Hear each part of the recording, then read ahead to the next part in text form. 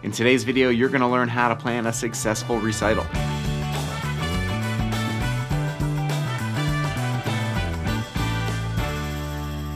What's going on, everyone? My name is Josh Rzepka, and in today's video we are talking recitals. This is the first video in a 3-video series where I am discussing everything that you need to know in order to plan and prepare for a successful recital. Now, many of you may not have played a recital before, maybe some of you have, but this is just filled with tips that is going to really help you feel so much more comfortable and confident going out on stage knowing that you are about to just have a great recital and sound terrific. I have broken down everything into 3 separate videos, and in this first video we are going to be discussing the following: planning and programming.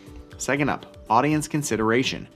And third up, logistics and venue. In the second video, I'll be discussing preparation and collaboration. And in the third video, I'm going to be discussing the week of and the day of the recital. All right, now let's dive into today's topics. Congratulations, you're playing a recital. Now what? Well, here are the first 3 steps that you've got to do when you are going to be playing a recital. First, you got to pick a date. Second, you got to know where you're playing the recital. Third, you got to pick out the music. As far as picking out a date, a lot of this is going to depend on what is the purpose of the recital. If you are just giving a concert, well, you've got to plan enough in advance that you can get the music, learn the music, rehearse the music, book the venue, and get everything organized for it. If you are playing for school, well, if you've got a jury to play, your school's probably going to tell you when it is. If you have a recital that you need to play for school, well, you'll probably know what semester it's going to be. I would encourage you to pick your date as far in advance as possible, and this is for so many reasons that we're going to touch upon throughout this 3-video series. It's pretty safe to say if you are planning a recital for school, be it a half or full recital, you need a minimum of 2 or 3 months in advance to plan. It's much better if you have even more time because you don't want to rush yourself through the process. And depending on the music, depending how difficult it is, you may need even longer to learn that music. So you really need to plan very far in advance for your recitals. I've had teachers tell me that the minimum amount of time is 8 weeks in order to get a recital put together. I think that's pretty quick. I know people that have worked on one piece of music for a year, and of course that is extremely challenging music. So it really depends on exactly what you're playing. How do we decide what we're going to play for a recital? Now, if you're playing for school, they may have certain requirements. They may say you need a major piece and a minor piece. They may actually say that you've got to play the Haydn or the Hummel or the Halsey Stephen. You may have some requirements that you need to fulfill. So make sure that you discuss with your teacher if there are any specific requirements that you need to play. Now, if there are no guidelines, if you don't have anything specific that you need to play, well, that's great. This means that you can go on a musical safari. You can start finding pieces that you love and you can learn them. But before we do that, we really need to decide how much music we need. How long of a recital is this? Is there going to be an intermission? Is it going to go straight through? These are all important questions that you need to answer before you can pick out the music. A lot of schools have requirements for the length of the recital, and it needs to be a certain number of minutes long. Now, this isn't always the length of the actual recital. Sometimes they say that's the length of the actual music, but you really want to time out the music. And remember, when you're playing live, there are going to be little breaks in between the movements. There are going to be breaks as you walk on and off of stage, as you bow, as you change out music or instruments or mutes, and that is going to add to the total time. And if you start stretching out your intermission, well, suddenly an hour recital could be an hour and 20 minutes long or an hour and 30 minutes long. I have been to a lot of recitals, and I've played some myself that really went a lot longer than I anticipated because I didn't properly time out the music and really make sure that I was preparing just as much music as I needed. And that is not something we want to do for a couple reasons. First of all, we don't want to over-program our recital because, well, we've got to play it, and it's going to be taxing, and it's going to be much more difficult than it needs to be. And the second thing is the audience. This is so important that you really understand that when you're playing a recital, you're playing to people out in the audience, and think about them for a minute. Think about what you would enjoy hearing if you went to a recital. And I'm going to ask you to take it one step further. Imagine that you are attending a recital, and it's not a trumpet recital, it's a different instrument.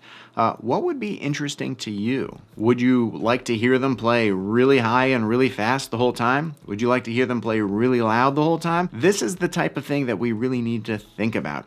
Do we want to have show pieces or moody pieces.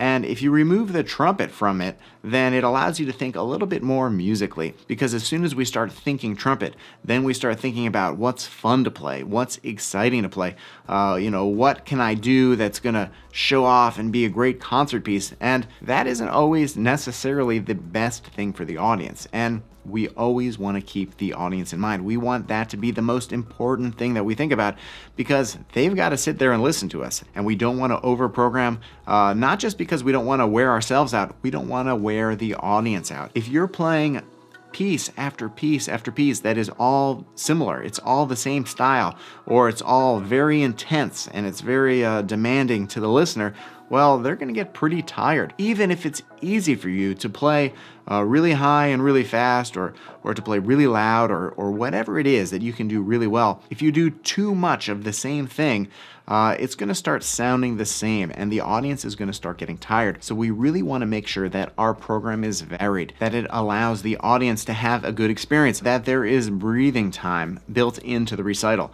If it's just intensity, think of it like a movie, right? No great movie is action scene from the first scene all the way until the very end. There are moments that allow it to breathe. And conversely, no movie is just kind of flat and boring the whole time. At least no great movie. There's got to be some type of crescendo. There's got to be something that really draws you in, and there's got to be a climax somewhere. So this is what we need to think about when we are programming our recitals. Now, if you're playing a full school recital and you've got an intermission, it's probably a safe starting point to pick out one major piece per half, and then, depending on the length and complexity, 2 or 3 shorter pieces, 2 smaller pieces. And you may pick something that's really short, in which case you're going to have 2 or 3 or 4. But if you pick something a little bit more substantive, something that is in the 5, 6, 7, 8 minute range, then you really only need 2. Because once you put in that major solo piece that is 12 to 20 minutes long, then suddenly you've got a lot of music on your hands for that first half of the recital. And then for that second half, you can follow that same formula. And this should really get you started off on a good path for figuring out exactly what music you're going to play. Some people like to pick a theme.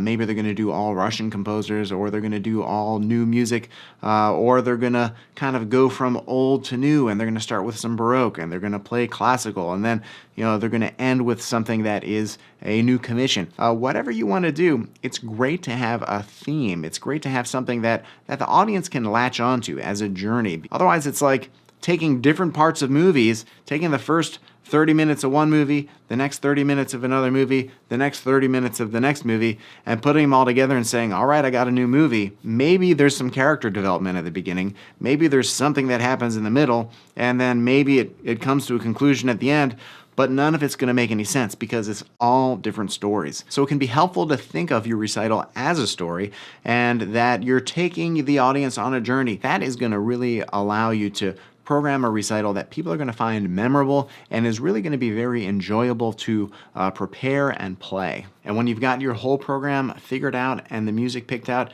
well, buy copies of the music. Buy the proper editions. Don't use photocopies. Don't try and find music online for free. A lot of times there are errors in it. You want to really make sure you've got a good edition, a good copy of music, because you need to give it to your accompanist. You need to give the pianist their score so that they can learn the music. And you want to make sure you have your own copy, not borrowed from someone else, because you may want to write in it and take notes. And this is something you're going to have for months that you're going to be working on. And then you spend all this time working on the music, you're going to have it for the future, for another performance. And it's just something great to have in your files, that you can have this archive of music that you've performed and that you own. Now, speaking of the audience, here are a couple things you may want to consider. First of all, are you going to be introducing anyone? Are you going to be addressing the audience? Are you going to be introducing the performers? If so, that is something you need to consider ahead of time and something you need to practice and prepare. The other consideration is, will you be talking to the audience and introducing the music? Some recitalists, some performers really like to do that. They research the music, they research the composers and the arrangers, and then in between pieces, they announce the next piece, and maybe they say why they picked it or what they find interesting, or maybe they give the audience something to listen to, some cues, so that they can come along on that journey with with them. And this really comes down to personal preference. Some of your professors and some of the schools may not want you to talk during the recital.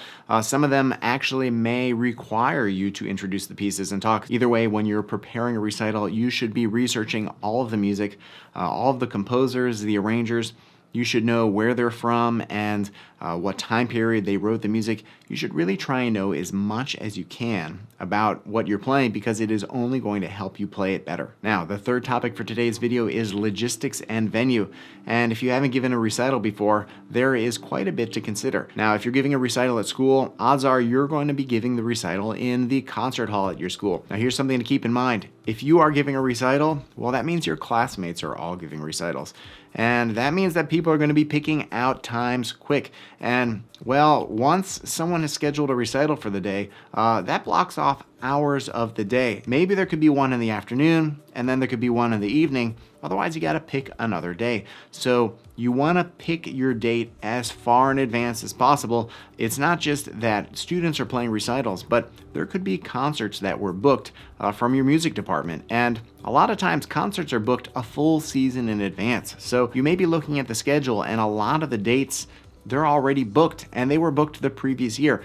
So keep that in mind. You don't want to wait. Otherwise, you're not going to be able to get a day and a time that works for you and your accompanist. Now, besides getting the date all figured out, there are some logistics that have to do with the venue. A lot of it is going to have to do with the music that you're playing. If you're playing with a piano, well, there's got to be a piano there. If you're playing music that is written for trumpet and organ, well, there's got to be an organ there. If you're playing with other instruments, you've got to make sure that there is room for them, that there are enough music stands, all of the things that go behind the scenes for putting on a concert. Well, you need to consider them. If you're playing a recital at a school or in a concert series, well, they will be tuning the piano. They will take care of that for you. See if they will tune the piano the afternoon of your recital or the morning of your recital, as opposed to earlier in the week, because then the piano is going to be perfectly in tune. If you're playing at school, they're probably going to have lots of music stands all over the place, and they're probably going to have chairs. But if you're not, well, those are things you need to consider. Additionally, some schools give you the option of having your recital recorded, but if you want it videotaped, well, you probably have to line that up on your own.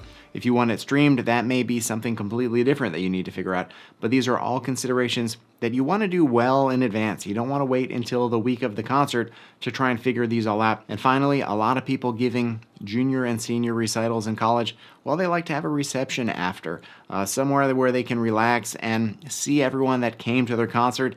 And, well, if you're going to do that, you need to make sure you've got tables sorted out and tablecloths and plates and napkins and food, and that you've got helpers to help set it up and to tear it all down, because you're going to be busy with the recital. These are all things that you really need to figure out and think of very far in advance.